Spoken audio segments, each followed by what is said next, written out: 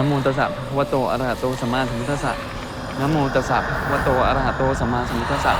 นะโมตัสสะภะคะวะโตอะระหะโตสัมมาสัมพุทธัสสะ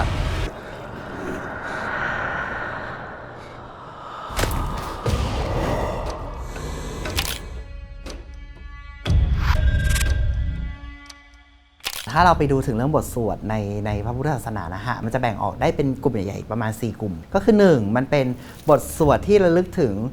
คุณของพระพุทธพระธรรมพระสงฆ์ก็จะบอกไปว่าพุทธคุณ10ประการมีอะไรบ้างใช่ไหมฮะอันนี้คืออย่างที่1เนาะเป็นการระลึกถึงคุณของพระพุทธพระธรรมพระสงฆ์ที่เราสวดกันทุกเช้าอ่ะนะโมตัสสะภะคะวะโตอะไรพวกเนี้ยอันที่2คือเป็นบทสวดที่เขาเรียกว่าโค้ดมาจากพระสูตรเลยก็คือสวดแล้วจะทำให้เป็นที่รักมีคนรักมีคนหลงไหลมีคนเมตตานี่คือแบบที่2คือโค้ดมาจากพระสูตรเลยอย่างที่3เนี่ยเขาเรียกว่าปาริตพระปริตเนี่ยทำหน้าที่เป็นอะไรทำหน้าที่เป็น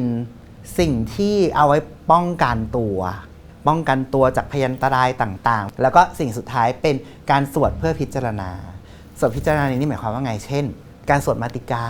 เวลางานศพอะไรอย่างเงี้ยเน้นไปที่หลักธรรมเนาะหลักคำสอนของพุทธศาสนามันเป็นเรื่องของกฎไตรลักษณ์มีอริยสัจสี่กุศลธรรมะอกุศลธรรมะสิ่งเหล่านั้นเป็นการสวดพิจารณามึงจะบอกว่ามันเห็นผีจริงๆเหรอ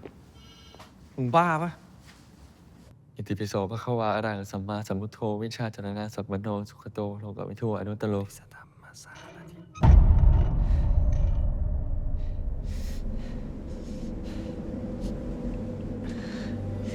ทีนี้ถ้าเราไปดู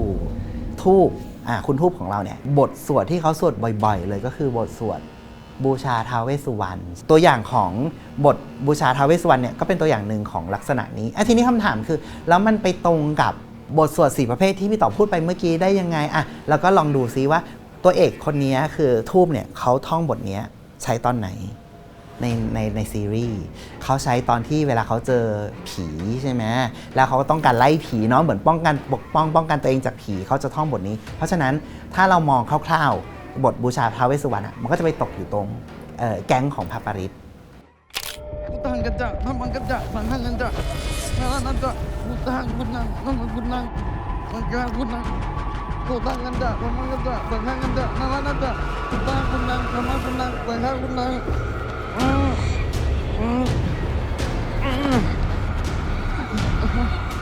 แล้วก็สิ่งที่สำคัญที่สุดเวลาคนมาถามพี่ต่อคะแปลบทสวดนี้ให้ฟังหน่อยแปลมนต์บทนี้ให้ฟังหน่อยพี่ก็จะบอกว่าส่วนมากมันจะอ่านได้เป็นคำๆมันจะแปลไม่ได้เพราะอะไรเพราะว่าเขาจะเขียนแกรมมาไม่ค่อยถูกต้องนะฮะทีนี้การเขียนแกรมมาไม่ถูกต้องหรือเป็นการเลือกคำที่เป็นไฮบริดมันไม่ใช่เรื่องของความไม่รู้นะมันเป็นความตั้งใจเพราะอะไรเพราะว่าเวลาเราแต่งบทสวดอะไรขึ้นมาบทหนึ่งถ้าเราเข้าใจความหมายปัญหาที่เกิดคือความศักดิ์สิทธิ์มันจะน้อยลงแต่ถ้าเราอ่านแล้วเรารู้สึกว่าแปลได้บังไม่ได้บังแปลไม่ออกแปลติดขัดมันมีสิ่งที่เขาเรียกว่า mysticism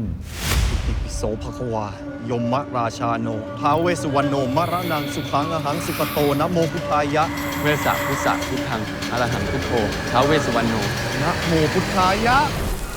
แล้วถ้าเราไปดูในซีรีส์เราจะเห็นว่ามันมีอยู่ท่อนหนึ่งน่าสนใจนะฮะก็คือโนมารนังสุขังอาหังสุขโตมันแปลได้2อย่างโนเนี่ยมันแปลว่าของข้าพเจ้าก็ได้หรือของท่าน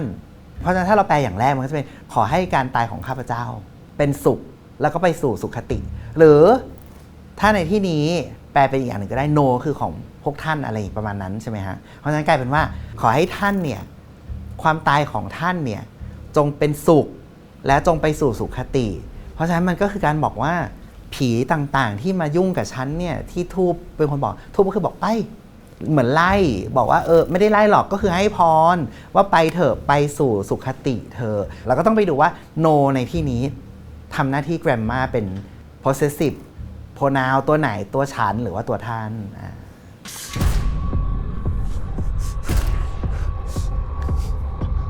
พุทธังกันจะธรรมังกันจะสังฆังกันจะนานาจะพุทธะคุณนังธรรมะคุณนังสังฆะคุณนังอย่าเข้ามาเลยครับผมกลัวแล้วอย่าทำอะไรผมเลย